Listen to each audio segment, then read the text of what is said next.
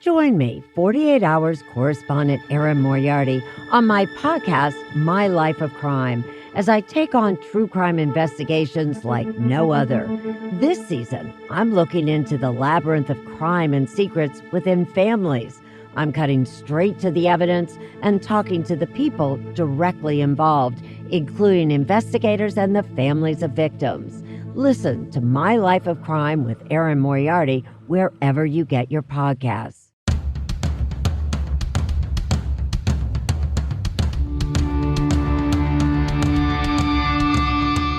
This is the Mistress Carrie Situation Report for December 22nd, 2023. Your daily entertainment headlines, industry info, and everything rock. A federal appeals court has reversed the dismissal of Spencer Eldon's lawsuit against Nirvana over the use of his image on the cover of the band's album, Nevermind. To create the album's artwork, photographer Kurt Weddle paid Eldon's father, a friend of his, $200 in order to photograph a nude 4-month-old Eldon in a California pool. Eldon, who is now 32, has argued that the image constitutes child pornography. The 3-judge panel reversed an earlier court's ruling on Thursday, in part on the grounds that, quote, each republication of child pornography may, quote, constitute a new personal injury. However, a footnote says the question whether or not the Nevermind album cover meets the definition of child pornography is not at issue in this appeal.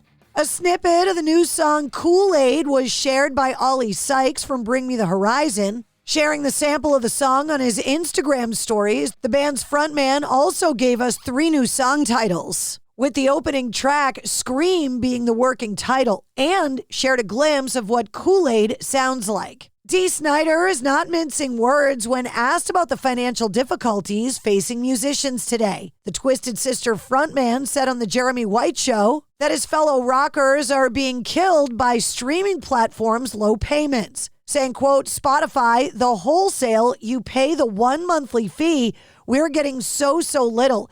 And that guy from Spotify, he should be taken out and shot.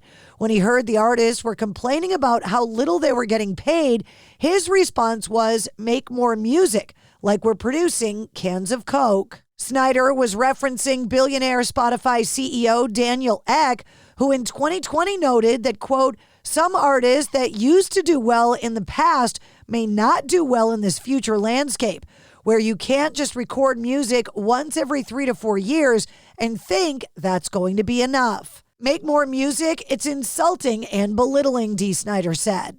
The Riff Raff YouTube channel has uploaded a multi-camera fan-filmed video of AC/DC's first show in 7 years that took place on October 7th at the Power Trip Festival in Indio, California.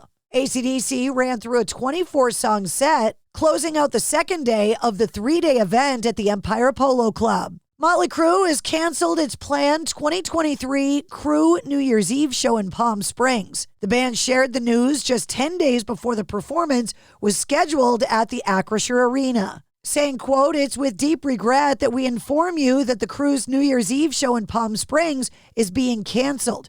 The very short timeline to produce the event resulted in issues beyond our control.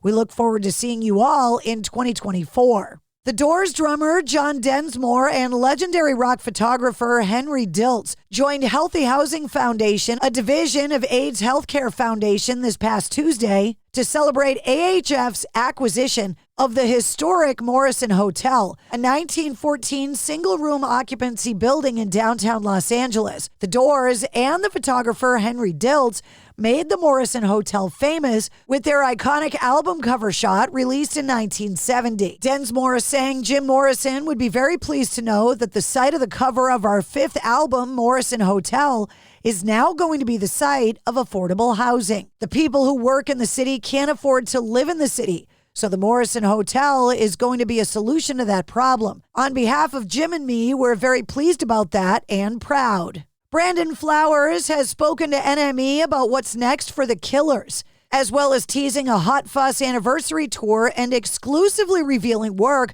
on a new solo album. Saying, quote, it's hard to fathom. I've been caught up in the whirlwind of the last 20 years and this cycle of touring, and writing. The most time we had to reflect was during COVID, and it was quite an awakening process to get the time to look through all we've done. I'm really proud of the band and all the work. Country singer and former Dukes of Hazzard star John Schneider, who was just a runner-up on The Masked Singer, has called for the execution of President Joe Biden and his son Hunter Biden. Tweeting out, "Mr. President, I believe you are guilty of treason and should be publicly hung. Your son, too. Your response is, sincerely, John Schneider." The since-deleted post was in response to President Biden's post about former President Donald Trump. The Secret Service is now investigating. And more rumors are flying about Pearl Jam's upcoming touring plans, including possible dates in Australia and 2 headlining dates in Boston at Fenway Park on September 15th and 17th. Nothing from the band has been confirmed yet. And Dick Clark's New Year's Rockin' Eve with Ryan Seacrest has unveiled more artists that are going to help usher in 2024 in New York City. Performers in Times Square include Megan Thee Stallion, Jelly Roll, Sabrina Carpenter, and Tyla. The broadcast begins on ABC at 8 p.m. Eastern on Sunday night, December 31st. Nile Rodgers, Green Day, and 30 Seconds to Mars were previously announced as performers for Dick Clark's New Year's Rockin' Eve. That's your sit rep. For more details on all of the stories, check the links in the show notes of this episode. And don't forget to like, follow, and subscribe to the Mistress Carrie Podcast. New full-length episodes come out every Wednesday. Episode 185, featuring Sully Erna from Godsmack, is available now. It's time to get your checking account to zero with free checking from PenFed. That's zero ATM fees, zero balance requirements, and zero time spent waiting for your paycheck to direct deposit because you can receive it up to 2 days early. Open your account with just $25 and see how big zero can be. Apply online today at PenFed.org/free checking. Early direct deposit eligibility may vary between pay periods and timing of payer's funding. To receive any advertised product, you must become a member of PenFed, insured by NCUA.